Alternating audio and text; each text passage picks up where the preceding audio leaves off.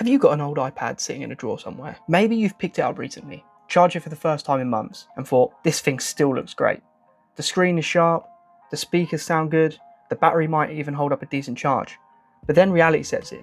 The YouTube app doesn't work anymore, half the apps you want won't install because they need a newer version of iOS, some websites refuse to load, throwing security errors or endless loading screens.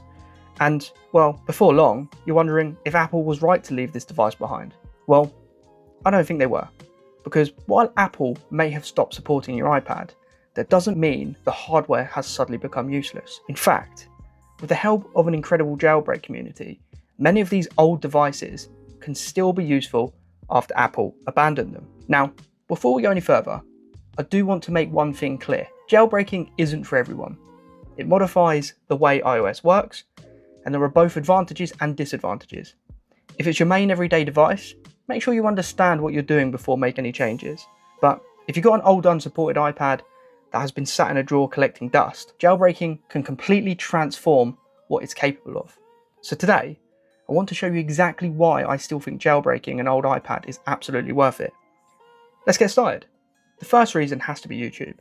This is probably the #1 reason people discover my channel. If you tried opening the YouTube app on an older iPad recently, you know exactly what I'm talking about. The app refuses to launch, asks for an update that your device can't install, or just simply stops working altogether. Thankfully, Jailbreak community has come up with some fantastic solutions over the years. Projects like Tube Repair and Tube Replacer, along with other tweaks and browser workarounds, can help bring YouTube back to life on devices that Apple officially left behind. Seeing YouTube running again on a 10 or 12-year-old iPad is genuinely impressive, and for many people, that's the reason enough to jailbreak. Another huge advantage is gaining access to alternative app stores. Once Apple stops supporting your version of iOS, the App Store becomes more and more limited.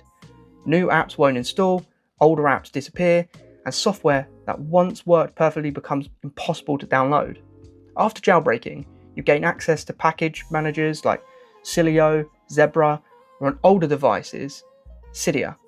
These give you access to tweaks, utilities, bug fixes, and community-created software that Apple simply doesn't offer. It's almost like unlocking a second app store that's dedicated to keeping legacy devices alive. Just because an app has disappeared from Apple's App Store doesn't always mean it's gone forever. There are alternative app stores within the Jailbreak community that allow you to download archive version IPAs of many applications directly onto your iPad. This is incredibly useful because older versions of apps are often perfectly compatible with legacy versions of iOS. Unfortunately, I can't show you these app stores here on YouTube, as content like that is something YouTube isn't particularly keen on. If you'd like to learn more about those options or discuss what's available for your particular device, make sure you join our Discord community. It's a great place to chat with other people who enjoy keeping old Apple devices alive and to continue the conversation beyond what I can show you here on YouTube. Another reason to jailbreak is improving modern website capability. One of the biggest frustrations with older iPads is visiting a website only to be greeted with security warnings or pages that simply refuse to load. In many cases, that's because the certificates and security components built into older versions of iOS haven't been updated in years. The Jailbreak community has developed fixes that updates certificates and improves SSL and TLS compatibility, allowing many modern websites to work again. It's not magic and it won't fix every website, but it can make browsing the modern internet a far better experience than it is on a completely stock device. Performance improvements are another welcome bonus. Now, let's be realistic. Jailbreak isn't going to turn a 2013 iPad Air into the latest iPad Pro. No tweak can do that, but you can reduce unnecessary animation, disable services you don't need, free up resources, and genuinely make the device feel more responsive. Small improvements like these really add up on older hardware. Another reason I absolutely love jailbreaking is customization. Apple has always kept iOS fairly restricted when it comes to changing how your device looks. Once your iPad is jailbroken, you can install themes, customize your icons, redesign your lock screen, tweak your status bar, and completely personalize your device. It's your iPad, and jailbreaking finally lets it look the way you want it. The feature that becomes incredibly useful is proper access to the file system. Instead of being restricted by Apple's limitations, you gain much greater control over your files. Whether it's transferring files more easily, editing configuration files, or simply having a better understanding of what's stored on your device. It's another example how jailbreaking gives you much more freedom. Another useful improvement is web browsing. Safari on older versions of iOS isn't always the best experience. Fortunately, there are tweaks and browser improvements that can increase compatibility, improve browsing performance, and even introduce features like better ad blocking. It's still an old iPad, but it's much nicer experience than using the stock software. Talking about ads, system-wide ad blocking is another brilliant advantage. Rather than only blocking adverts inside one browser, certain jailbreaks tweaks can remove ads across much more of the system. That means cleaner websites, fewer distractions, potentially faster page loading, and even reduced data usage. It's one of those features you quickly get used to and never want to be without. One thing I really appreciate about jailbreaking isn't actually the jailbreak itself, it's the community behind it. Apple eventually moves on.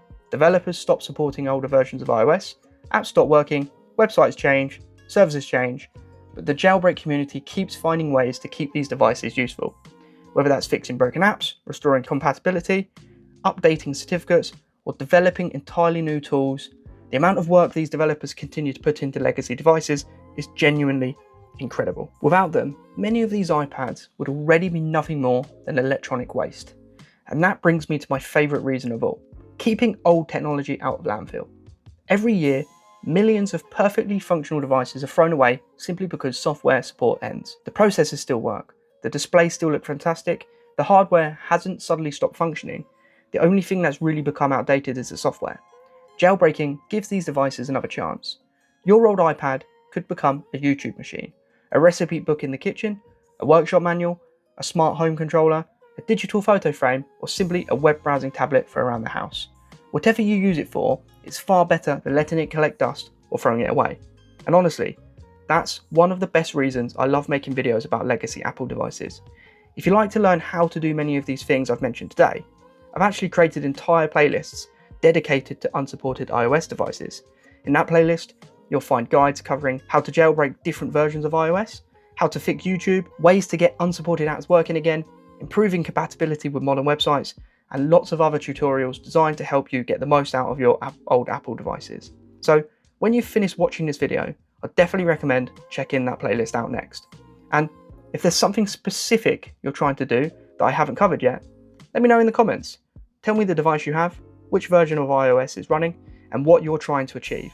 Whether you're trying to fix an app, get YouTube working again, or simply make your old iPad more useful. I'll do my best to point you in the right direction.